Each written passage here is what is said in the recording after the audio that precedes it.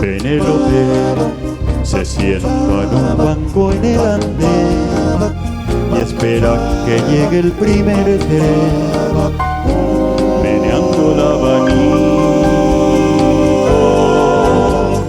Dicen en el pueblo que un caminante paró su reloj una tarde de primavera. Adiós, amor mío, no me llores, volveré antes que de los sauces caigan las hojas. Piensa en mí, volveré, es por ti.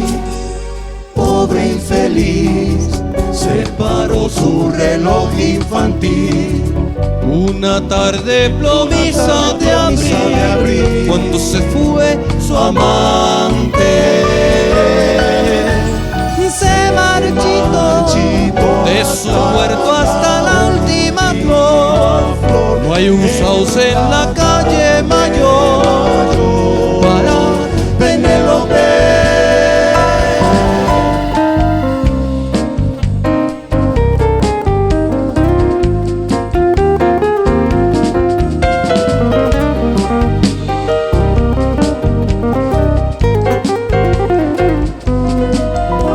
Penélope, tristeza, fuerza de esperar.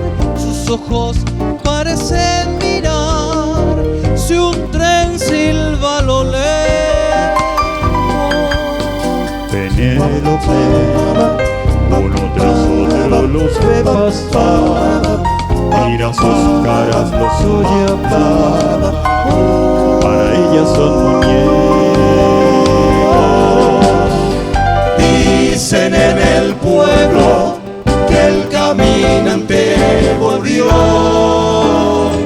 La encontró En su banco de pino verde. La llamó Penélope, mi amante fiel, mi paz. Deja ya de tejer sueños en tu mente. Mírame, soy tu amor, regresé. Le sonrió con los ojos llenitos de ayer. no era así su cara ni su piel. Tú no eres quien yo espero. Y se quedó con su bozo de piel marrón y sus zapatitos de tacón, sentada en la estación. Penélope, Penélope, Penélope.